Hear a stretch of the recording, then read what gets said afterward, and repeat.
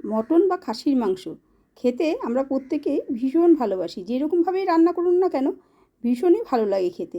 আমার আজকের recipe mutton curry. দেখে নেওয়া যাক আমার আজকের এই ভিডিওটি। আপনারা দেখছেন সিস্টার চ্যানেল রেসিপি। আমি মটন কারি করার জন্য এখানে আমি 2.5 কেজি মটন নিয়েছি। এর মধ্যে দিয়ে দিচ্ছি পেঁয়াজ কুচি, রসুন বাটা 1 চামচ, আদা বাটা 1 চামচ, এটা কিন্তু আমি বড় চামচেরই দিয়েছি, লাল লঙ্কা বাটা 2 চামচ, হলুদের গুঁড়ো 2 চামচ, কাশ্মীরি লঙ্কার গুঁড়ো 1 চামচ, জিরের গুঁড়ো 1 চামচ, ধনের গুঁড়ো 2 চামচ, টক দই দিয়ে দিচ্ছি 100 গ্রামের মতন, আর সর্ষের তেল দিয়ে দিলাম 4 চামচ। দিয়ে ভালোভাবে মটনটাকে মেখে আমি এটাকে রেখে দিচ্ছি। এবারে কড়াইতে আলু দিয়েছি, এর মধ্যে একটু হলুদ গুঁড়ো দিয়ে দিলাম, দিয়ে আলুগুলোকে একটু আমি ভেজে নিচ্ছি। আলুগুলো আমার ভাজা হয়ে গেছে, এবার সম্পূর্ণ আলুগুলোকে আমি তুলে নিচ্ছি। সেই আলু ভাজা তেলের মধ্যেই ফোড়নে দিয়ে দিচ্ছি দারচিনি, লবঙ্গ, এলাচ, তেজপাতা। একটু ফ্রাই করে পেঁয়াজ কুচি দিয়ে দিলাম। পেঁয়াজটাকে একটু ভেজে নিয়ে এর মধ্যে দিয়ে দিচ্ছি 1 চামচ রসুন বাটা, 1 চামচ আদা বাটা।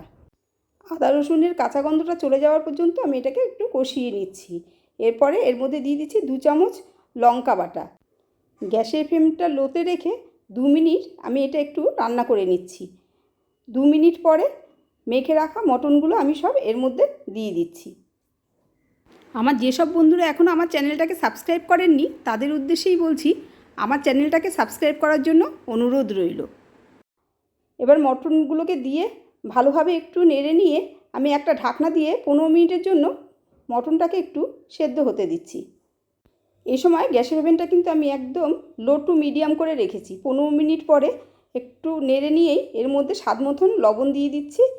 দিয়ে আবারও ভালোভাবে নেড়ে আমি এটা 10 মিনিটের জন্য আবারও ঢেকে দিচ্ছি।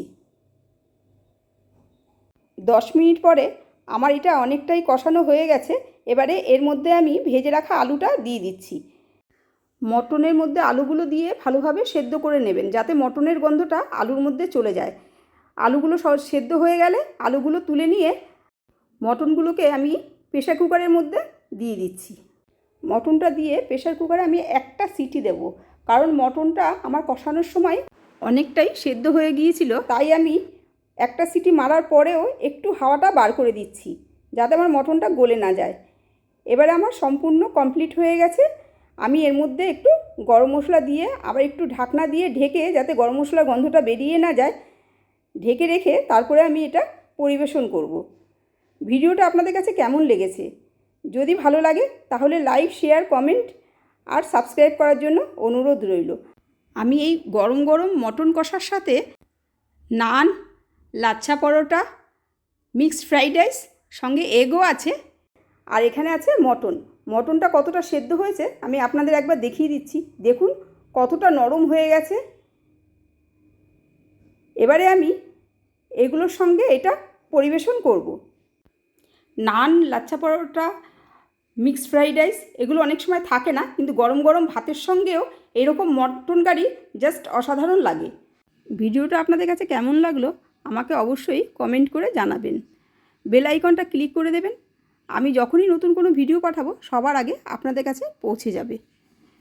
আপনারা সবাই ভালো থাকবেন, সুস্থ থাকবেন। নেক্সট রেসিপি নিয়ে আবার আপনাদের কাছে ফিরে আসছি।